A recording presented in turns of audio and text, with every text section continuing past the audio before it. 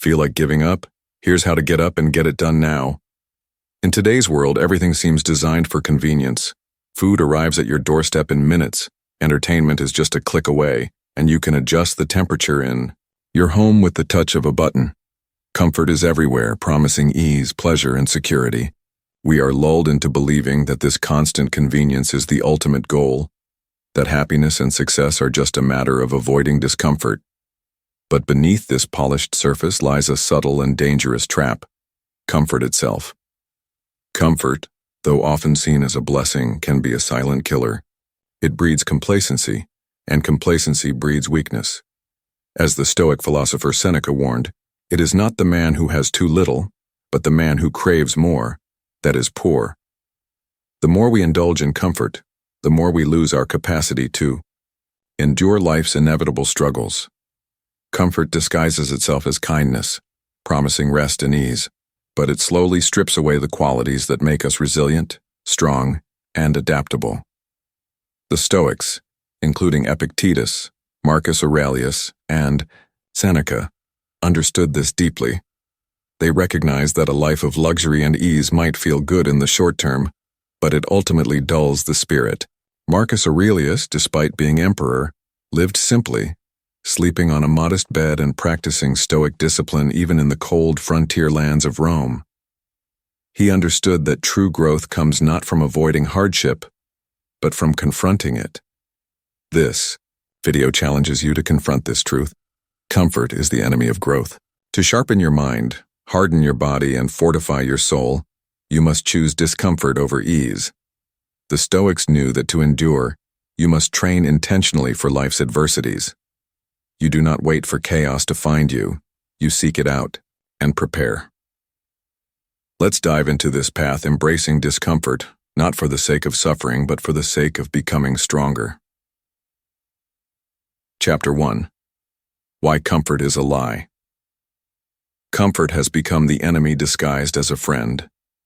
In the modern world, it whispers to us in the most convincing voice, telling us that we deserve rest, that we've worked hard enough, and that we should take a break.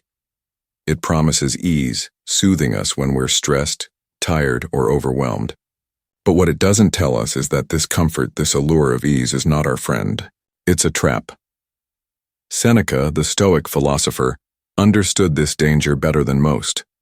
He warned us that it is not the man who has too little, but the man who craves more, that is poor. In other words, comfort breeds dissatisfaction. It is not the absence of luxury, but the endless craving for it that leads to suffering. As we chase comfort, we trap ourselves in a never-ending cycle of desire, where each indulgence only strengthens our need for more. The moment we give in to comfort, it promises us relief, but only for a fleeting moment. Soon, the relief wears off and we are left wanting again, even more desperately than before. What happens when we become addicted to comfort? We begin to crave it constantly. We begin to fear its opposite. Cold becomes unbearable, hunger turns into torment, and stress is seen as a sign of failure. Epictetus reminded us that luxury is not the friend of virtue. When we choose comfort over discomfort, we weaken ourselves. What once was manageable becomes insurmountable because we have trained ourselves to avoid difficulty. We have trained ourselves to fear it, to shrink away from the very things that would make us stronger. The truth is, life itself is discomfort. It's chaos, pressure, and unexpected challenges. Marcus Aurelius, the Stoic emperor, slept on a simple bed and trained his body even as he ruled over one of the most powerful empires in history. Why? Because he knew that life is unpredictable, and the more we rely on comfort to protect us, the more vulnerable we become. Seneca, too, would frequently fast, not because he was deprived, but because he understood that practicing discomfort made him resilient in the face of adversity. He knew that without this training, even the slightest hardship could knock him off balance. Comfort has a way of dulling your senses, making you weak. When we indulge in comfort, we build a fragile existence, one that is dependent on everything being just right. The moment something goes wrong, when life challenges us with loss, failure, rejection, or stress, we crumble. We're ill-prepared to handle life's inevitable difficulties because we've never been taught to confront them head-on. Instead, we've been conditioned to avoid discomfort at all costs. This isn't just about physical discomfort, though. It's about emotional and mental fortitude as well. Seneca understood that if you couldn't endure discomfort in small ways, you wouldn't be able to handle larger challenges when they arose. He used fasting and other forms of voluntary discomfort as a way to train himself for life's unpredictability. The Stoics didn't just seek to avoid suffering. They sought to embrace it. Why? Because they knew that growth happens in discomfort. Strength is forged when you're pushed beyond your limits, when you face something harder than you think you can handle, and you rise to meet it. Look at the lives of those who are unprepared for hardship. How many people do you know who, when faced with even a small obstacle, collapse emotionally? When someone loses their job, faces rejection, experiences a breakup, or is publicly humiliated, they spiral into despair. They do not collapse because they are incapable, but because they have not been trained for resilience. They were trained for comfort. Their identities were built on external validation, soft couches, and soothing distractions. But the Stoics didn't wait for chaos to find them. They prepared for it in advance. Epictetus, born a slave, taught us that true freedom comes from controlling what is within us, not what is outside us. He practiced self-discipline and mental fortitude daily, knowing that only through this would he gain true freedom. He, like the other Stoics, understood that we cannot predict when life will throw a curveball, but we can train ourselves to handle it with grace. The Stoics practiced premeditatio malorum, the premeditation of evils, to prepare for the worst-case scenario. They didn't wait for misfortune to strike. They practiced dealing with it as part of their training. They lived in discomfort not because they liked it, but because they understood that discomfort was the crucible where their strength would be forged. Training in discomfort is not about seeking suffering for its own sake. It's about choosing discomfort to prepare for life's inevitable challenges.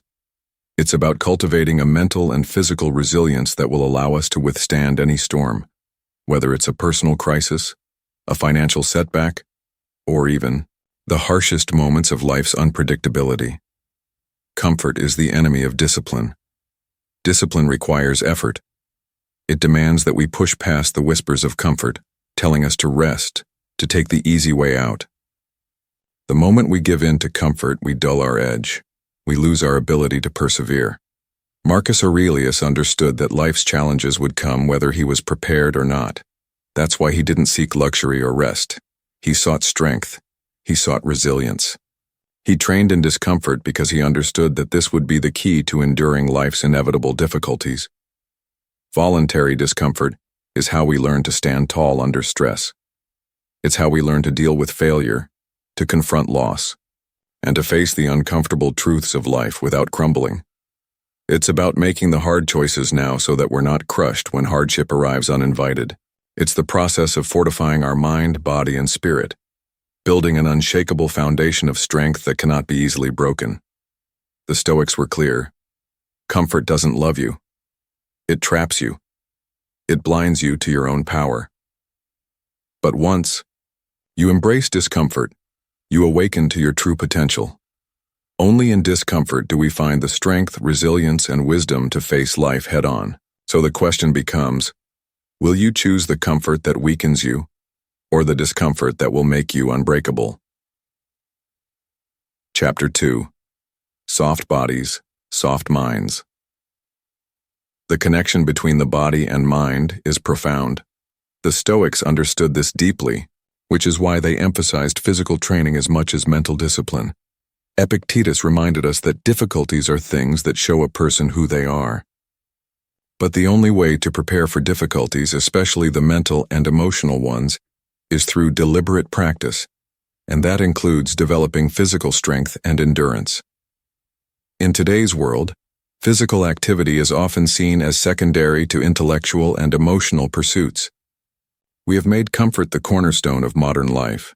Temperature-controlled environments, soft chairs, cushions, and a lifestyle that encourages inactivity. We sit for hours, hardly moving, trapped in a cycle where even our physical strength begins to wither. But the Stoics knew that to train the mind, the body had to be conditioned first. A weak body breeds a weak mind. If your body isn't strong enough to withstand small discomforts, how can you expect your mind to endure the larger ones?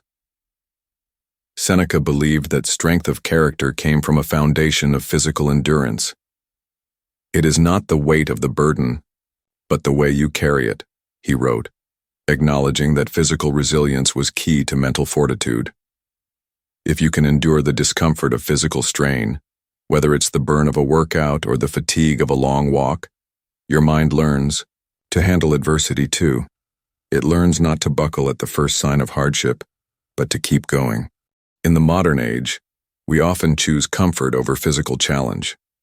We live sedentary lives, spending hours in front of screens, avoiding exertion, and relying on convenience for everything. We no longer feel the need to build the endurance required to survive in a world that demands flexibility, strength, and emotional resilience. When we face discomfort, whether physical or mental, we retreat into comfort rather than confronting it. Marcus Aurelius, despite his role as emperor of the most powerful empire in the world, practiced physical endurance. He did not separate the body from the mind. He understood that to build the mental toughness necessary to rule wisely, he needed a strong body that could withstand the pressures of his position. This idea was not unique to Marcus Aurelius. Cleanthes, another Stoic philosopher, carried water to build his physical strength, not because it was necessary, but because he understood that every action, whether big or small, contributes to the strength of the will. Every drop of water carried was a lesson in endurance. It was training for his character. By building the body's resilience, the mind becomes equally resilient. And the key to building a resilient mind is learning to handle physical discomfort. Today, our lives are cushioned by modern conveniences. Temperature-controlled homes, cushioned seats, plush beds, all designed to make us comfortable. We live in a world where physical discomfort is something to be avoided at all costs. But what happens when we avoid discomfort in the physical realm? It isn't just the body that weakens. The mind begins to erode too. When you avoid physical challenges, your mind becomes accustomed to avoiding all forms of discomfort. You stop questioning your limits, and soon, you become numb to the potential for growth. The Stoics knew that strength wasn't just about physical power. It was about how well you could endure the hardships of life. Epictetus was born a slave, and though he lacked the luxury of choice in his early life, he understood the importance of mastering the body and mind. Through his training and mental discipline, he eventually gained freedom, not just externally, but internally. He controlled his mind, and that control began with his body. Epictetus taught that the body, like the mind, must be trained to endure the harshest conditions. A strong mind and spirit are built on the foundation of a strong body, one that can endure physical discomfort, fatigue, and struggle. Modern life has made us dependent on convenience, but what does that do to our ability to deal with hardship? We often see someone who struggles with stress or challenges in their life and think that their emotional reaction is purely mental. But in reality, emotional resilience is just as physical as it is mental. The ability to face hardship without breaking, to persevere under pressure, requires training of both the mind and the body. Think about the way we treat our bodies. We go for hours without moving, spending our days at desks, avoiding exercise, and eating for pleasure rather than nourishment. We've conditioned ourselves to seek comfort, to avoid any physical activity that might tire us out or make us uncomfortable. But what happens when we skip these small discomforts? Our bodies weaken, and our minds follow suit. The mind becomes sluggish, unprepared for the difficulties of life. When stress, loss, or failure comes, we are more likely to collapse under pressure. But when we train our bodies to endure discomfort, whether through exercise, fasting, or simply stepping out of our comfort zones, we teach our minds to do the same. The Stoics did not live in luxury. Marcus Aurelius, despite his immense power, practiced discipline and avoided the distractions of luxury. He slept on simple beds, ate simple food, and practiced the same daily routines that every other soldier and citizen of Rome did. Why? Because he understood that comfort does not build character. Seneca often fasted to remind himself of the impermanence of luxury and the power of endurance. It wasn't about rejecting food or sleep for the sake of deprivation. It was about building the strength to face the inevitable challenges of life with clarity and composure. Modern comfort has weakened us in small, unnoticed ways. The moments we choose to take the elevator instead of the stairs, skip the walk because it's too hot, or stay on the couch because it's easier, add up. These small decisions slowly chip away at our resolve. Seneca understood that every small compromise, every moment of comfort, is a step away from strength. Each time we listen to the voice that says, "Just this once," we trade our power for temporary relief. However, the Stoic way is not about rejecting comfort out of disdain or cruelty. It's about understanding that comfort can undermine our mental and emotional strength. Every time we embrace discomfort intentionally, whether it's through a difficult workout, taking cold showers, or pushing ourselves beyond our mental limits, we sharpen our resilience. We build our capacity to endure adversity. This isn't masochism, it's mastery. Every moment of discomfort is a chance to strengthen our character, not to harm ourselves, but to become stronger, more resilient, and better prepared for whatever life throws our way. The key takeaway here is that if we neglect the physical, we neglect the mental. A weak body leads to a weak mind, and vice versa. The Stoics understood that resilience is built in both arenas. When we cultivate strength in the body, we cultivate it in the mind. Every step, every drop of sweat, every moment of physical discomfort builds the resolve to face life's larger struggles with clarity, strength, and composure. So if you want a sharp mind, start with a strong body. Choose discomfort. Embrace the struggle. Build yourself, not in comfort, but in discipline. Chapter 3. Voluntary Discomfort as Preparation. Premeditatio malorum, the premeditation of evils, is one of the most powerful Stoic practices. It's the practice of mentally preparing for the worst before it arrives. Not by waiting for adversity to strike, but by choosing discomfort in small doses to ensure you are ready for life's inevitable challenges. The Stoics didn't simply endure hardship when it came their way. They trained for it intentionally. They didn't wait for the storm. They walked into it. In this way, they made themselves unshakable.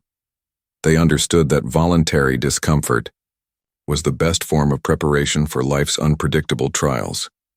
Seneca wrote extensively about the value of voluntarily embracing discomfort. He encouraged his readers to fast, to endure physical hardship, and to live simply, practices that seem counterintuitive in a world obsessed with pleasure and convenience. He believed that by voluntarily confronting difficulties in small, controlled doses, we prepare ourselves for the much larger hardships that life will inevitably throw our way. Set aside a certain number of days during which you shall be content with the scantiest and cheapest fare, asking yourself all the while, "Is this the condition I feared?" Seneca proposed. By experiencing discomfort on our own terms, we stop fearing it, and we learn that what we thought would break us is often not as unbearable as we imagined. The concept is simple. When you practice discomfort intentionally, you can make yourself resilient when discomfort inevitably arrives. It's much like preparing for a marathon by running. You don't wait for the race day to try running a long distance. You build your stamina in advance. The same holds true in life. We don't wait until tragedy strikes or the world presents us with challenges. Instead, we train for adversity in smaller, manageable ways. Think about the simple discomforts we can introduce into our lives. Cold showers, skipping a meal, sleeping on the floor. These are discomforts that don't have to cause real harm but offer us a chance to face hardship head-on. Marcus Aurelius, the Stoic emperor who lived through countless battles, pandemics, and personal losses, was no stranger to discomfort. He chose to walk through life's challenges with purpose, reminding himself daily that he must embrace adversity, not retreat from it. Even in the harsh conditions of the frontier, he would sleep on a simple bed and face cold weather with the same resilience as any common soldier. The purpose of voluntary discomfort is not to indulge in suffering for its own sake, but to build strength of character. By practicing discomfort in manageable doses, We teach ourselves that we can handle discomfort without breaking. We learn not to fear it, but to master it. The Stoic understands that life is full of uncontrollable factors. Discomfort is an inevitable part of existence, but we don't have to be defeated by it. If we practice small forms of discomfort, we make ourselves immune to surprise. The unexpected no longer feels like a betrayal, because we have already walked through voluntary discomfort and found that we can survive it. In fact, the Stoics believe that discomfort is not just something to be endured, it's an opportunity to grow. By subjecting ourselves to controlled discomfort, we unlock the ability to deal with much larger struggles when they arise. It's the wisdom of Seneca's advice, "What is the condition I feared?" When you practice fasting, cold exposure, or other forms of discomfort, you train yourself to face uncertainty and difficulty with calm, clarity, and purpose. Seneca, despite living in a time when physical comforts were much more limited, recognized that discomfort in small doses is the best way to make peace with life's inherent unpredictability. When we face the worst of things on our terms, we stop viewing it as a threat. There's an element of fear involved here. The fear of hardship is often worse than the hardship itself. Most people avoid discomfort because they think they cannot bear it. But what we discover when we subject ourselves to discomfort voluntarily is that we are far more capable than we give ourselves credit for. The discomfort doesn't break us, it shapes us. It teaches us to focus, to breathe through difficulty, and to stay composed when the world seems out of control.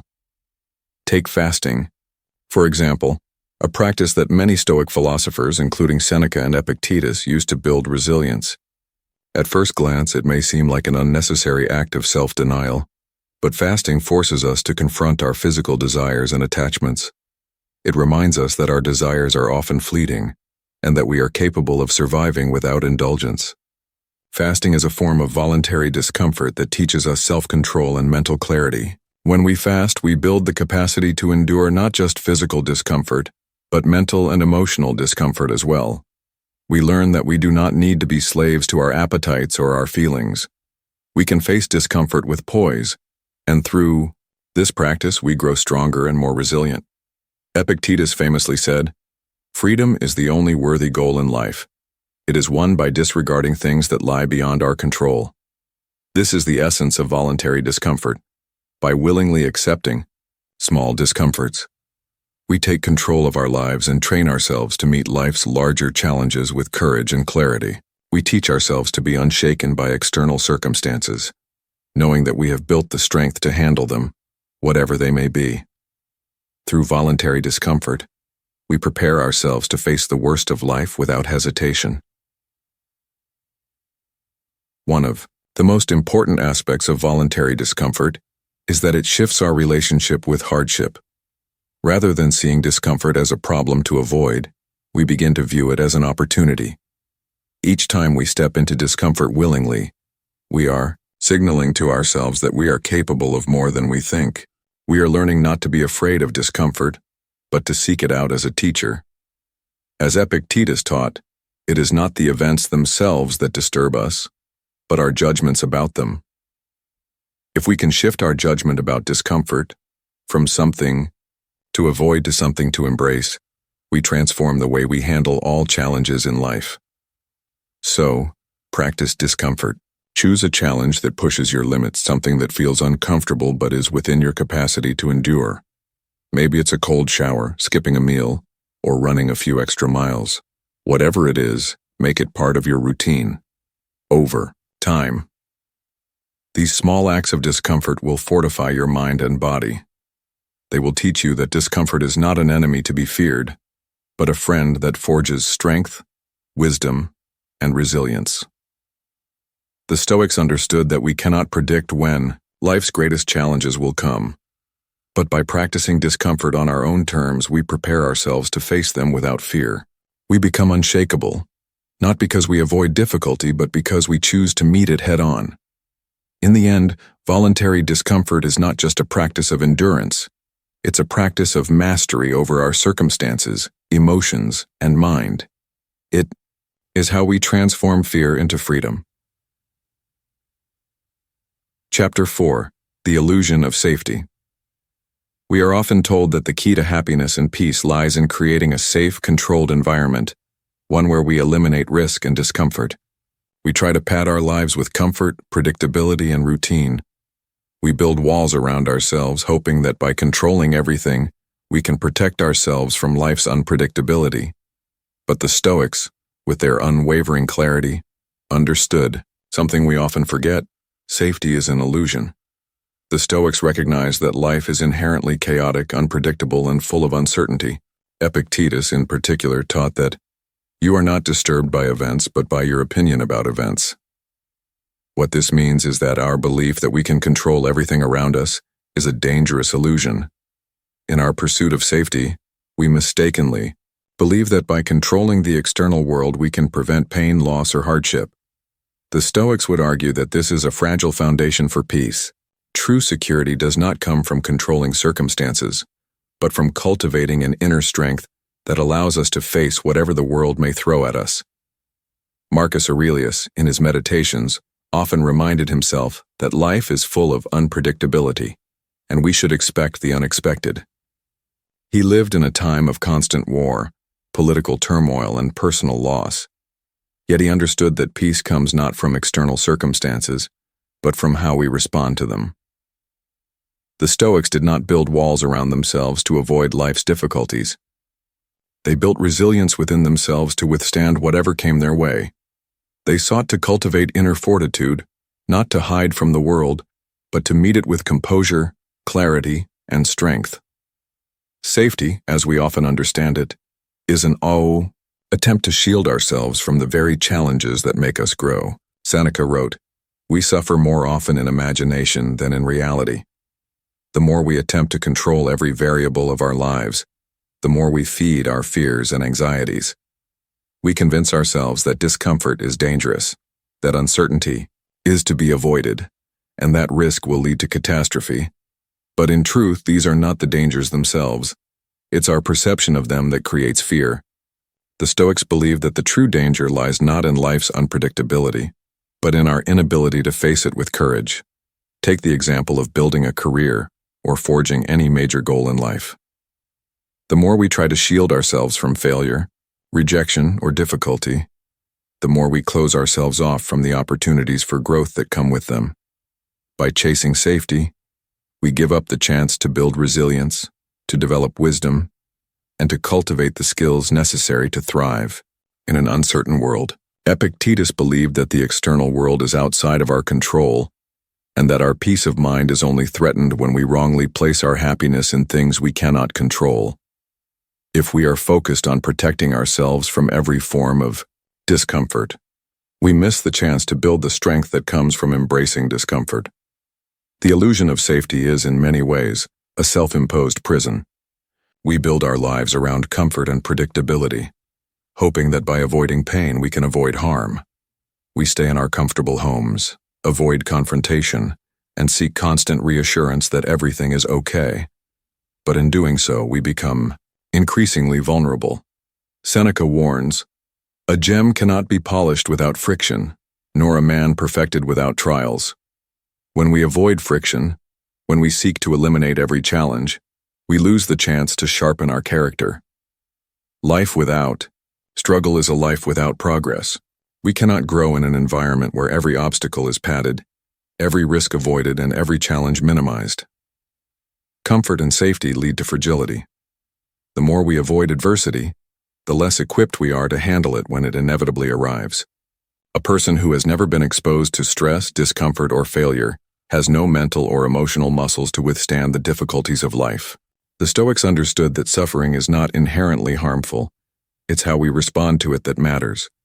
The more we train ourselves to face discomfort, hardship, and even failure, the more capable we become of weathering life's storms. True, safety is not about avoiding risk. It's about preparing ourselves to handle the risk when it comes. This is the Stoic approach to life, not to avoid danger, but to prepare for it. Epictetus said, "It's not what happens to you, but how you react to it that matters." Rather than building walls to protect ourselves from hardship, the Stoic builds a fortress within. The resilience, courage, and inner strength to face whatever challenges life presents. It's not about controlling every aspect of life. It's about preparing for life's unpredictability by cultivating a mind that can bend without breaking, that can adapt and grow stronger in the face of adversity. Think of a tree in a storm. A tree that is rigid and unmoving may break under the force of the wind, but one that is flexible, able to bend and sway, will withstand the storm. This is the Stoic approach to life. It's not about standing rigidly against the storm of life, hoping to avoid all hardship. It's about bending with the winds of adversity, staying rooted in your principles, and remaining steadfast in the face of whatever comes your way. The Stoics never sought comfort or safety for its own sake. They understood that the world is unpredictable, that life is full of challenges, and that safety is an illusion. Marcus Aurelius put it this way: "You have power over your mind, not outside events. Realize this, and you will find strength." The key to true safety is not in external conditions, but in building the mental and emotional resilience to handle whatever the world throws at you. When we stop relying on external factors for our peace and safety, and start cultivating strength within, we free ourselves from the illusion of control. We stop living in fear of discomfort and start embracing the challenges that will ultimately shape us into stronger, wiser, and more resilient individuals. In the end, the pursuit of safety often keeps us locked in a cycle of avoidance, creating a fragile life that is at the mercy of life's unpredictability. The Stoics, by contrast, embraced life in all its unpredictability and discomfort, finding in it the opportunity to build strength, resilience, and true peace. When we stop clinging to the illusion of safety, we open ourselves to a life of growth, of purpose, and of unshakable inner strength. True safety lies not in shielding ourselves from the world, but in training ourselves to stand tall, no matter what the world may bring. Chapter 5. Luxury is a cage. In our modern world, luxury is often seen as the ultimate goal, the pinnacle, of success. We are told that having more means living better. The soft bed, the gourmet meals, the latest technology, these are symbols of achievement, comfort, and freedom. But the Stoics knew a different truth. Luxury is not freedom. It is a cage. The more we indulge in luxury, the more dependent we become on it. We begin to define our happiness by what we own, by how comfortable we feel, and by how many distractions are available to us.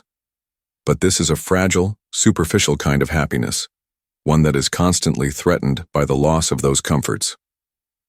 Seneca, one of the greatest Stoic philosophers, warned us about the dangers of luxury. He wrote, "Luxury is the first thing that undermines and corrupts the soul." It is easy to think that luxury brings freedom, but what it actually brings is dependency. When we surround ourselves with excessive comfort, we begin to lose the ability to function without it.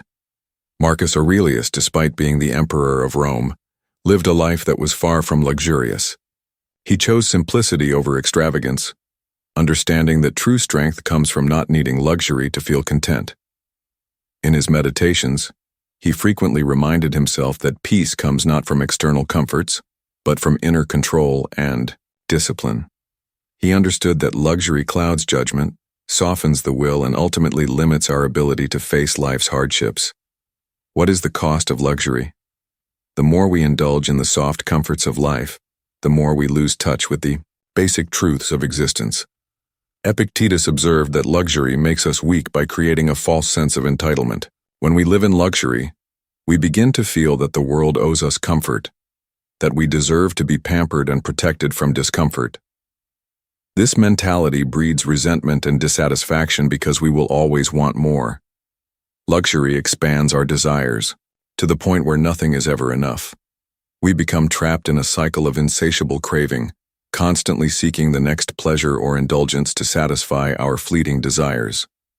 The Stoics were not advocating for poverty, nor were they suggesting that we should reject all forms of comfort. They were, however, warning us against becoming enslaved by luxury.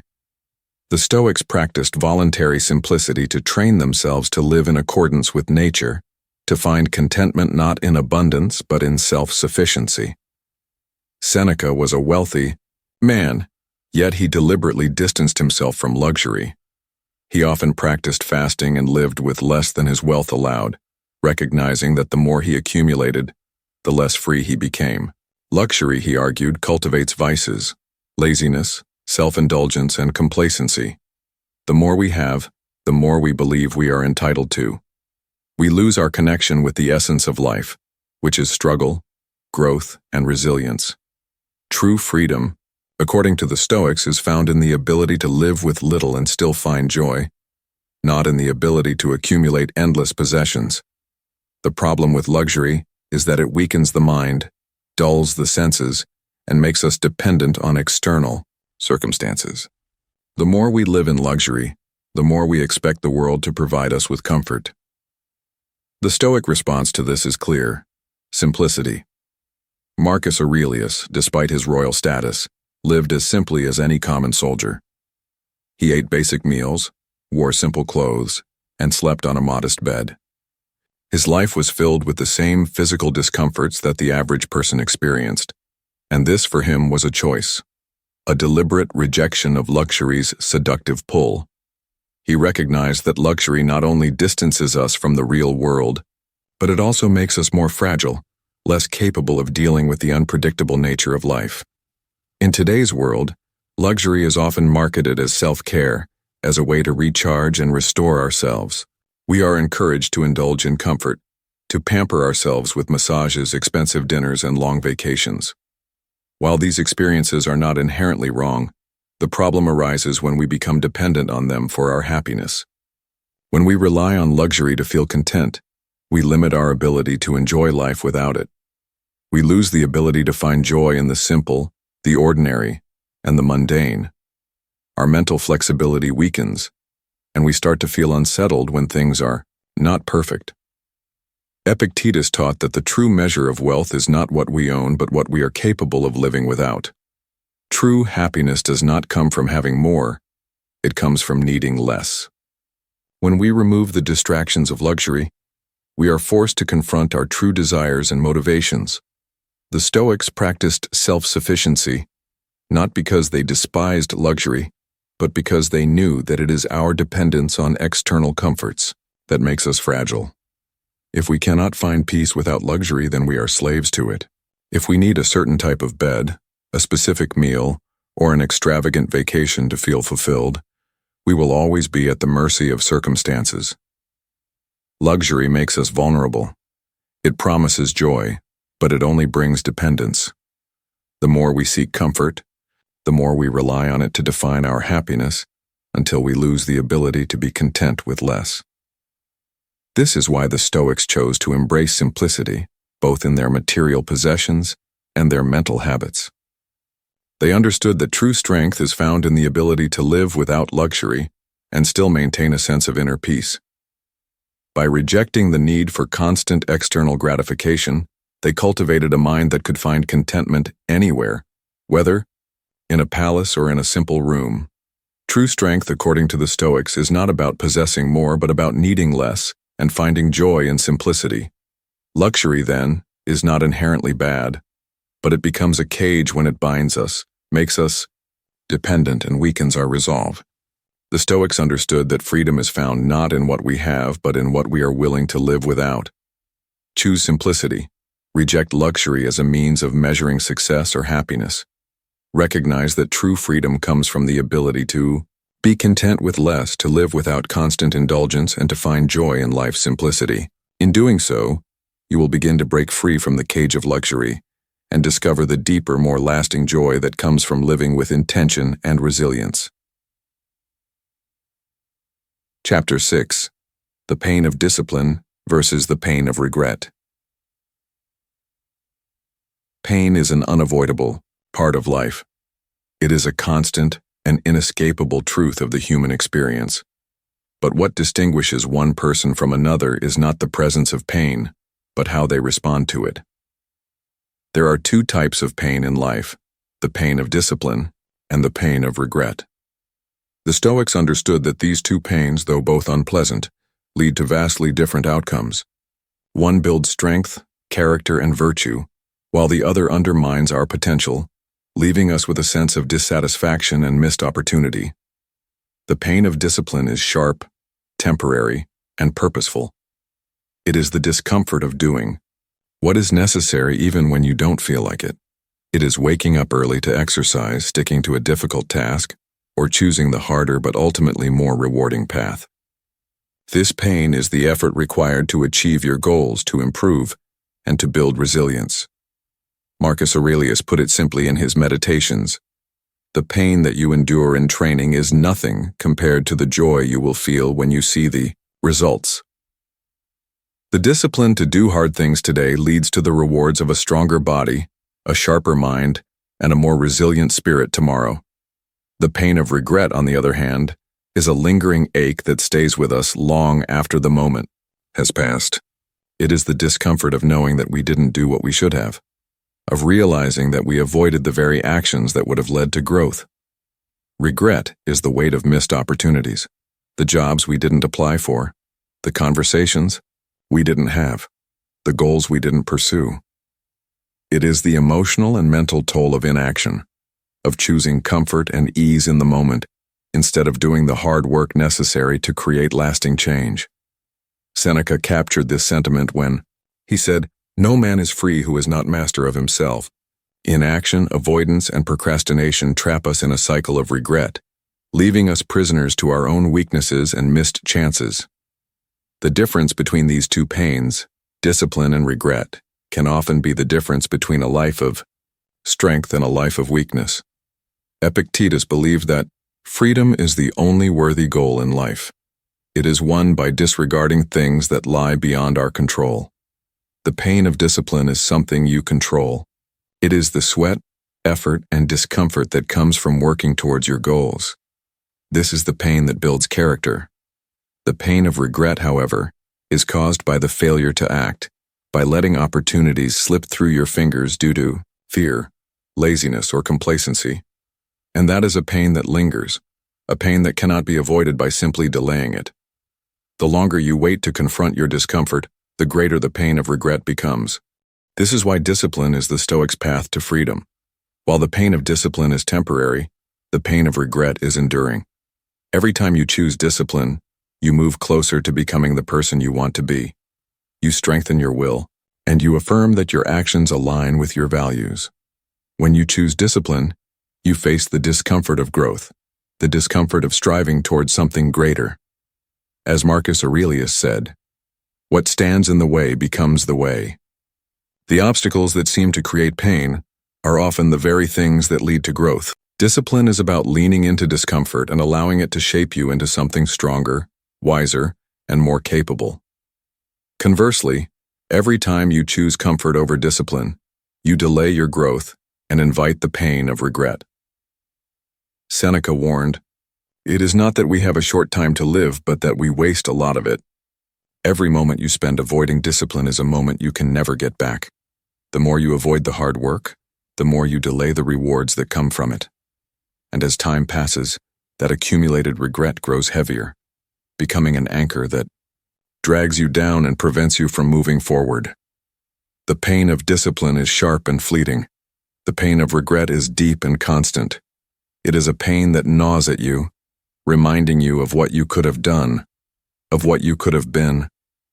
Every time you skip that workout, avoid that uncomfortable conversation, or procrastinate on that important task, you're choosing the pain of regret over the pain of discipline. You're choosing temporary comfort over long-term fulfillment, immediate pleasure over lasting growth. And the more you make this choice, the harder it becomes to break free from the cycle of inaction and complacency. Epictetus taught that it's not what happens to you, but how you react to it that matters. When you choose the pain of discipline, you are choosing how to react to the inevitable difficulties of life. You are choosing to face discomfort with courage, to rise above the temptation of ease, and to embrace the effort that leads to lasting change. When you choose the pain of regret, you are choosing to let your fears, doubts, and laziness dictate your life. You are choosing to be reactive instead of proactive, to allow external circumstances to control your actions. This is why the Stoic path is one of intentional discomfort. It is the path of choosing the harder road because you know that it is the road that leads to growth, strength, and fulfillment. It is not about denying yourself pleasure for the sake of suffering, but about understanding that true pleasure comes from the achievement that follows discipline. When you choose discipline, you are investing in your future self. You are building the foundation for a life that is rich in meaning, purpose, and inner strength. In the end, the pain of discipline is temporary, but the rewards of that pain are enduring. The pain of regret, however, stays with you, continually, reminding you of the opportunities you missed and the growth you neglected. The Stoic wisdom teaches us that discipline is not something to be feared, but embraced. It is the path that leads to freedom, strength, and a life well lived. So the next time you face the choice between comfort and effort, ask yourself, which pain do I want to feel? The sharp, temporary pain of discipline, or the deep, lingering pain of regret? The answer is clear. Choose discipline. Choose growth. Choose the life you want to live. Chapter 7. Emotional comfort is just as dangerous. In our modern world, comfort is often associated with physical ease, but it's just as dangerous when it comes to our emotions. We are conditioned to seek emotional comfort just as we seek physical comfort, avoiding discomfort in our feelings and relationships. We prefer the easy path, silence instead of confrontation, avoidance instead of honesty, and numbness instead of vulnerability. We shy away from emotional discomfort because it's unpleasant. But the Stoics knew that emotional discomfort was just as essential as physical discomfort in building resilience and strength of character. To avoid emotional discomfort is to forfeit the opportunity for emotional growth, authenticity, and true connection. Epictetus famously said, "If you want to improve, be content to be thought foolish." This is emotional discomfort in action. To embrace discomfort means being willing to speak the truth, even when it risks rejection or ridicule. It means engaging with the emotions that we normally avoid, whether they are fear, sadness, anger, or frustration. By avoiding these emotions, we create a life of emotional numbness, never fully experiencing the depth of what it means to be human. We may build a safe, secure life, but it is a life devoid of real depth and connection. Seneca, in his letters, constantly emphasized the importance of emotional discipline. He didn't suggest that emotions should be suppressed, but that they should be understood and managed. He urged us to examine our emotions critically, rather than be controlled by them. If we continually avoid our emotional discomforts, we lose the opportunity to master them. We become slaves to our fleeting feelings and start letting them dictate our actions. For instance, when we fear conflict and avoid difficult conversations, we let our anxiety, insecurity, or fear of judgment control our behavior. We hold back our truths to protect our egos, and in doing so, we build an identity based on avoidance rather than authenticity. But what happens when we constantly choose emotional comfort? Over time, it creates a fragile self, one that cannot handle adversity or emotional challenges. The Stoics believed that avoiding emotional discomfort actually weakens us.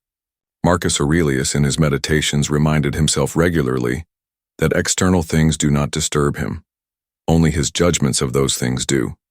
In other words, emotional discomfort doesn't come from the world around us.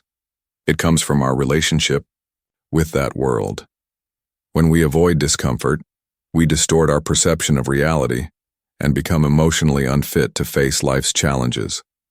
Our lack of confrontation with our feelings means we don't learn from them. Instead, we avoid growth, which ultimately weakens our ability to handle life's difficulties. Emotional avoidance is a modern epidemic. Whether it's our addiction to distractions like social media, entertainment, or food, we constantly numb ourselves to the emotional discomforts of life. We fill the void of silence with noise, avoiding our inner struggles by constantly distracting ourselves. The Stoics would argue that this is not living authentically. Seneca wrote, "It is not that we have a short time to live, but that we waste much of it." We waste much of it when we turn away from our emotions and live in a state of emotional avoidance, which often leads to regrets, misunderstandings, and shallow connections with others. True emotional mastery comes from sitting with our discomforts, questioning them, and responding to them with clarity and purpose. The pain of emotional discomfort is real, but it is also transformational. Think of the discomfort that comes with setting boundaries, admitting fault, or expressing vulnerability. These are emotional challenges, and it's often easier to avoid these things to preserve our sense of safety and control. However, by avoiding them, we create an inner turmoil that grows stronger the longer we ignore it. The more we avoid facing our emotions, the more power they hold over us. Epictetus said, "No man is free who is not master of himself." The freedom we seek isn't in avoiding our feelings, but in learning to confront them head-on. To be free is to have command over our emotional responses, to choose action over avoidance, and to face discomfort with courage. The Stoic path doesn't ask us to suppress emotions but to master them. To embrace emotional discomfort is to build emotional resilience, the ability to feel deeply without being controlled by those feelings. It means learning to be authentic in every situation, even when it's uncomfortable. It means not avoiding conflict because it feels scary, but leaning into it with integrity. It's about authenticity, saying what needs to be said, even when it costs you comfort. It's about confronting your fears of rejection, judgment, or vulnerability, and still choosing to live in alignment with your values. Marcus Aurelius acknowledged this when he said, "Waste no more time arguing about what a good man should be. Be one." Emotional comfort, like physical comfort, is about avoiding difficult realities and retreating into safer, easier spaces. To be a Stoic is to embrace the hard emotions, to allow them to teach us, to push us toward growth, and to help us become more deeply connected with ourselves and others. Only by stepping into the emotional discomfort of life, by confronting the fear of vulnerability, the pain of loss, and the struggle of truth, can we become whole, resilient, and authentic.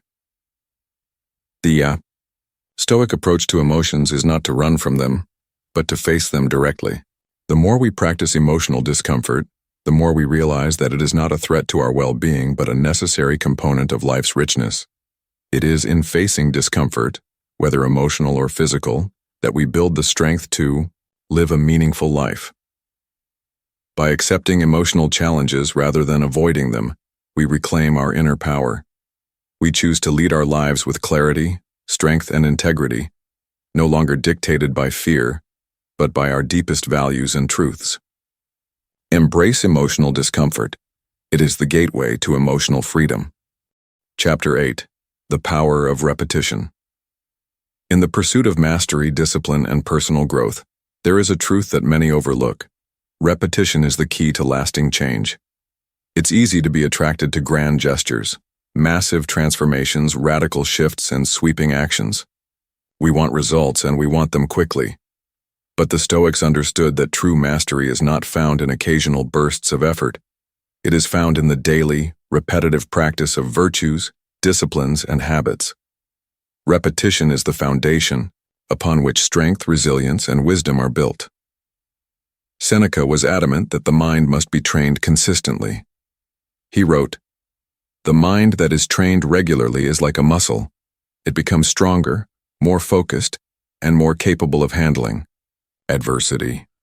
But training the mind is not something that can be done once and expected to last.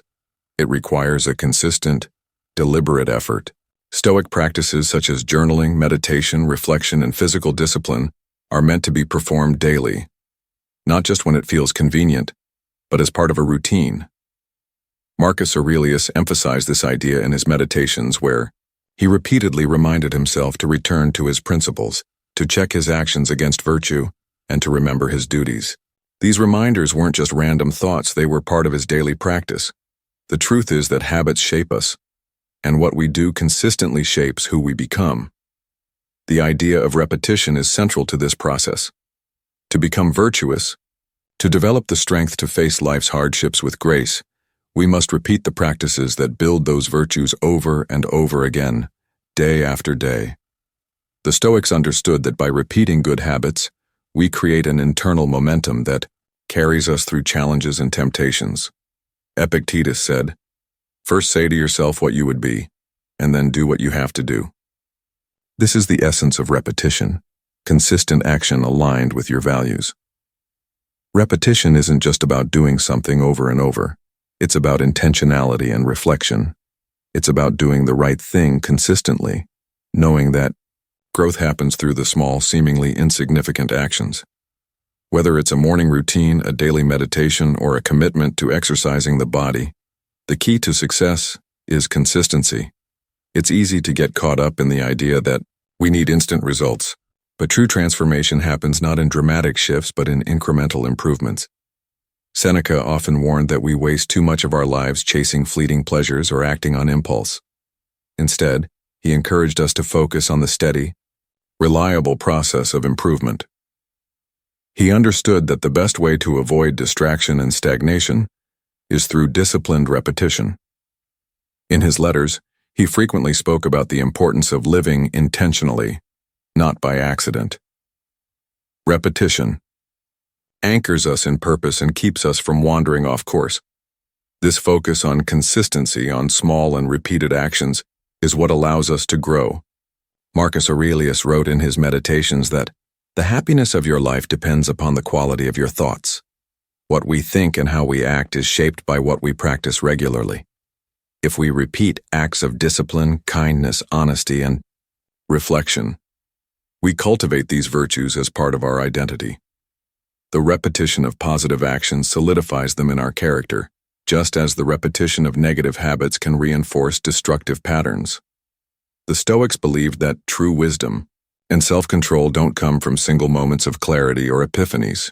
They come from repeated practice over time, of living by your values even when it feels difficult. In the realm of physical discipline, the Stoics practiced rigorous routines, not just as a way of maintaining health, but also to forge resilience. Epictetus, despite his challenging life as a former slave, was adamant that physical strength was crucial to mental and emotional strength. The repeated practice of exercising, eating simply, and enduring discomfort through physical training were all part of his regimen to build not just a strong body, but a resilient mind. The Stoics didn't train their bodies just for the sake of aesthetics. They trained to be ready for life's challenges. Marcus Aurelius, as emperor, still took time to walk and exercise, knowing that physical discipline was essential for mental clarity. Repetition also plays a crucial role in our emotional growth. Every time we confront discomfort, whether it's an uncomfortable conversation, a challenging situation, or a difficult emotion, we have the opportunity to respond intentionally. Repeatedly facing our fears, speaking our truths, and confronting uncomfortable situations with courage allows us to build emotional resilience. Every time we act in line with our values, rather than reacting impulsively, we strengthen our emotional willpower. The real power of repetition lies in compounding results. Just like the small acts of daily discipline stack up over time to create strength and resilience, every small moment of alignment with our values contributes to a deeper sense of purpose and clarity. It's the same principle that drives physical fitness. A single push-up doesn't transform your body, but thousands of push-ups done consistently will lead to significant changes. The Stoics understood that small actions, repeated over time, lead to deep transformation. Moreover, repetition is not just about doing things mechanically. It is about engaging with each task with mindfulness and intentionality. Even if the action is small, each repetition is an opportunity to deepen our commitment to growth.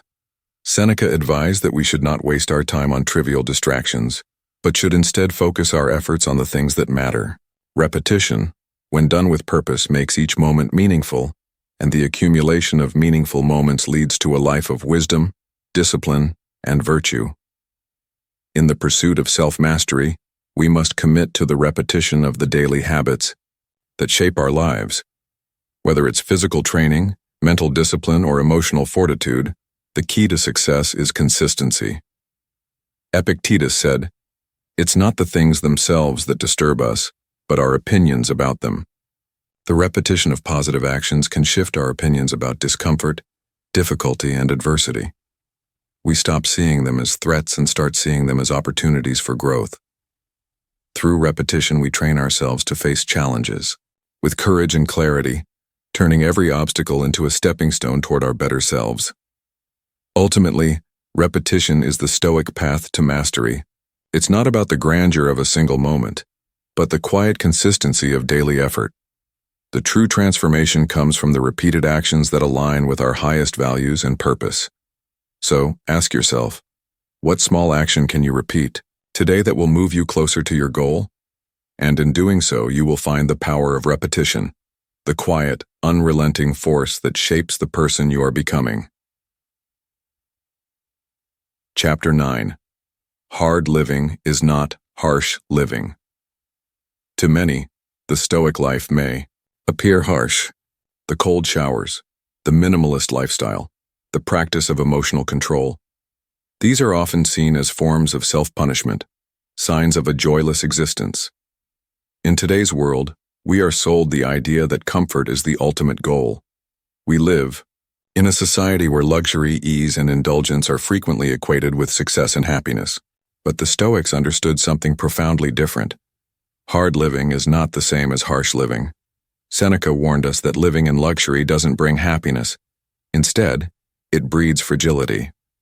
Luxury is the first thing that undermines and corrupts the soul, he wrote. Luxury in the Stoic sense is not simply about material excess, but about living in a way that avoids the challenges and discomforts that build resilience. It's the belief that comfort is the default and should be pursued at all costs, which leads to emotional, physical, and mental weakness. For the Stoics, hard living was not about seeking out discomfort for discomfort's sake, but about intentionally facing life's inevitable difficulties with strength, resolve, and clarity. Marcus Aurelius, the Stoic emperor, spent much of his life at the frontiers of the Roman Empire, leading his troops through difficult conditions, and yet he maintained a mindset that emphasized the acceptance of hardship. He didn't shy away from discomfort. He understood that it wasn't about seeking comfort, but about preparing himself and his mind to remain steady no matter what life threw at him. The impediment to action advances action. What stands in the way becomes the way, he wrote, emphasizing that obstacles are opportunities for growth and strength, not things to avoid at all costs. Living simply, living with less, is not about denial, but about clarity. It's about stripping away the distractions and excess that mask the truth of our lives and focusing on what truly matters. For the Stoics, the path to peace, contentment, and wisdom lay not in creating a life of ease, but in learning how to thrive without needing constant luxury. Epictetus said, "Freedom is the only worthy goal in life. It is won by disregarding things that lie beyond our control." What is within our control is our ability to choose how we respond to life's difficulties, and part of that choice is to embrace discomfort and not fear it. Hard living isn't about forcing suffering upon ourselves for the sake of suffering. It's about the voluntary embrace of discomfort in order to build resilience and independence. This is why the Stoics practiced fasting, cold exposure, and physical labor. These aren't practices of punishment but tools for strengthening the mind and body. By voluntarily stepping into discomfort, the Stoics prepared themselves for life's inevitable trials. They didn't know when hardship would come, but they knew it would. And they trained themselves to face it without fear, with resilience and wisdom. There is a misconception in modern culture that a hard life is a life of misery. We associate discomfort with suffering, but in Stoic philosophy, suffering is not inherently bad. It is how we respond to suffering that defines us. Seneca said, "It is not the man who has too little, but the man who craves more that is poor." The person who is constantly chasing more comfort, more luxury, and more ease is the one who is ultimately poor, for they are never satisfied, never truly content. They become slaves to their desires, always chasing the next thing to soothe their discomfort, only to find that satisfaction is fleeting. On the other hand, the person who chooses discomfort intentionally is free. They are no longer at the mercy of external circumstances. They are no longer controlled by the whims of convenience and pleasure. They understand that peace of mind comes not from external comfort, but from internal strength. By embracing discomfort, they cultivate that inner strength, and it becomes a foundation for enduring any external hardship with grace and composure. Epictetus, a former slave, knew firsthand what it meant to face real hardship. His entire philosophy revolved around the understanding that how we respond to external circumstances is what truly matters. not the circumstances themselves. He advocated for embracing adversity and making the choice to rise above it, regardless of the situation. For him, hard living was an opportunity to cultivate strength, not something to run from. His teachings remind us that the goal is not to make life comfortable, but to become strong enough to handle any discomfort that life presents. This is where the Stoics truly depart from the modern obsession with comfort. Hard living is not harsh living. It's an empowering choice to reject the illusion of safety and ease, and instead build resilience in all aspects of life, physically, mentally, and emotionally. When we choose hardship, we choose growth. We choose to strengthen our character. We reject the notion that life should be soft and cushioned, and we accept that the storms of life will come, but that we have the strength to weather them. Living simply, living without excess, and embracing discomfort are not signs of deprivation or punishment, they are tools for freedom. Seneca explained that by embracing voluntary discomfort, we prevent the mind from becoming soft and fragile. We give ourselves the freedom to live a life rooted in virtue, where our satisfaction and peace are no longer dependent on external comforts. We are liberated from the need for constant gratification, and we are empowered to live with purpose, without being dependent on fleeting pleasures. In a world that teaches us to seek comfort at every turn, the Stoic path invites us to reframe discomfort as a tool for growth and resilience. Hard living is not about forcing suffering upon ourselves. It's about rejecting the illusion that ease and luxury bring lasting happiness. It's about choosing the path of strength over the path of comfort, knowing that, in the end, true peace comes not from avoiding hardship but from facing it with strength, clarity, and resolve. So ask yourself, what is your path? Will you continue to chase comfort, or will you embrace discomfort as a means to strengthen your mind, body, and spirit? Hard living is not a life of misery, but a life of clarity, resilience, and purpose. It is the life of a Stoic. Chapter 10. When you eliminate comfort, you find yourself. In a world obsessed with comfort and convenience, the idea of deliberately eliminating comfort seems radical, even counterintuitive. Yet the Stoics, with their unyielding clarity and focus on inner strength, recognize that true freedom, wisdom, and fulfillment come not from the pursuit of ease, but from the rejection of it. Seneca once wrote, "It is not the man who has too little, but the man who craves more, that is poor." In our quest for constant comfort, we have traded freedom for dependence and strength for softness. But what happens when we choose to eliminate comfort? When we turn away from the constant distractions and indulgences of modern life? We discover something deeper, something that has been obscured by the noise of comfort, the real self. Eliminating. Comfort is not an act of self-punishment. It is an act of self-discovery. Marcus Aurelius, perhaps the greatest Stoic philosopher and the Roman emperor, spent his life in difficult circumstances, yet he chose to live simply. His simplicity wasn't born of deprivation, it was a deliberate act of fortifying the soul. By choosing discomfort, he built resilience, wisdom, and clarity. In his meditations, he reminded himself daily of the importance of living in alignment with his values, of practicing discipline and temperance in all things. He understood that true peace comes not from avoiding discomfort, but from embracing it with strength and purpose. The Stoic view of discomfort is fundamentally different from the way we often view it today. We tend to think of discomfort as something to avoid at all costs, something to run from, something that diminishes our well-being.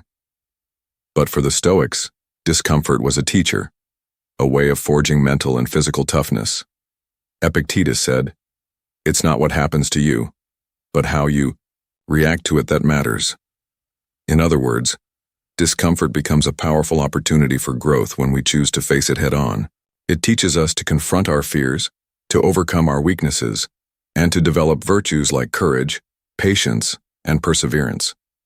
When we eliminate comfort, we force ourselves to face the parts of our lives that we have been avoiding. We step out of the soft cocoon of convenience and into the raw reality of existence.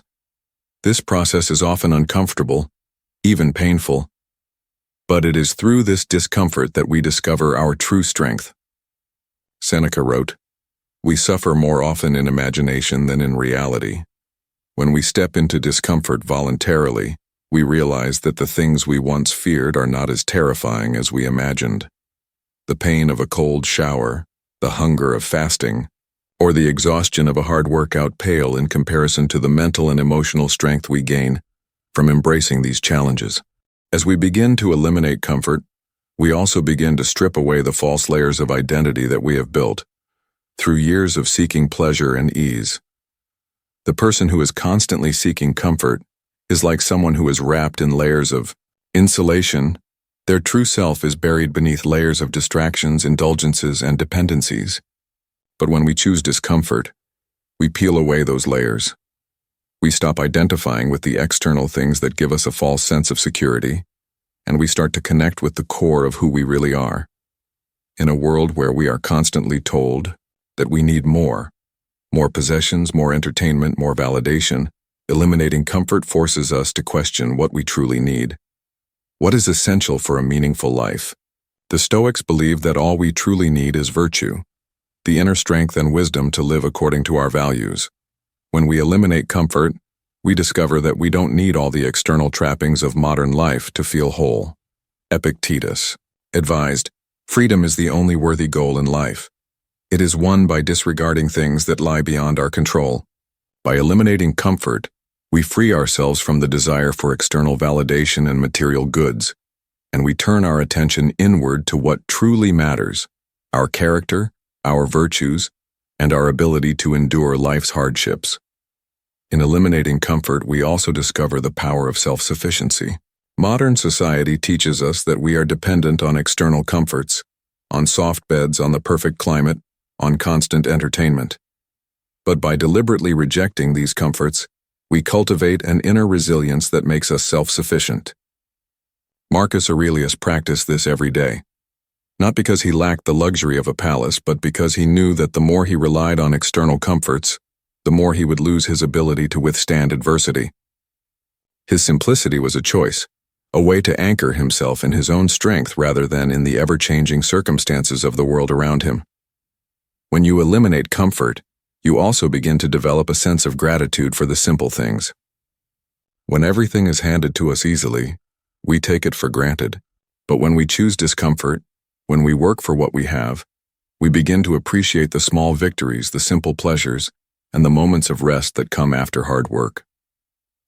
Seneca said, "A gem cannot be polished without friction, nor a man perfected without trials.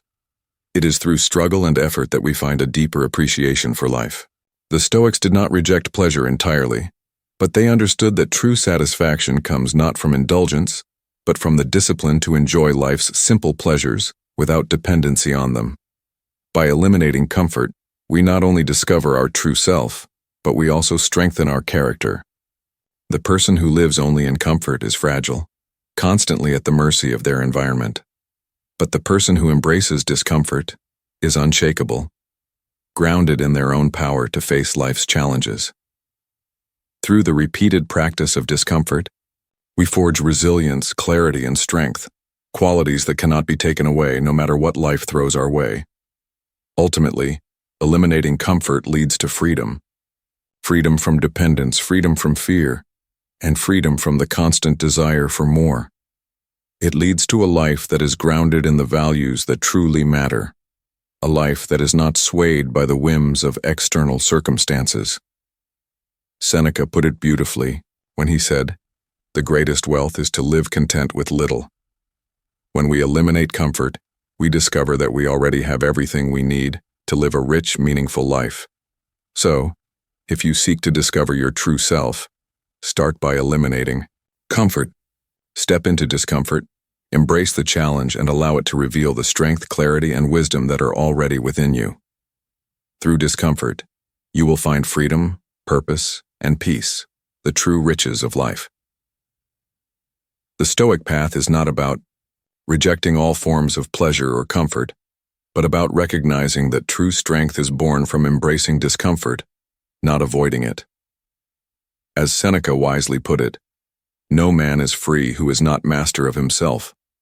We often look to external comforts, luxury, convenience, validation, to provide us with peace and security.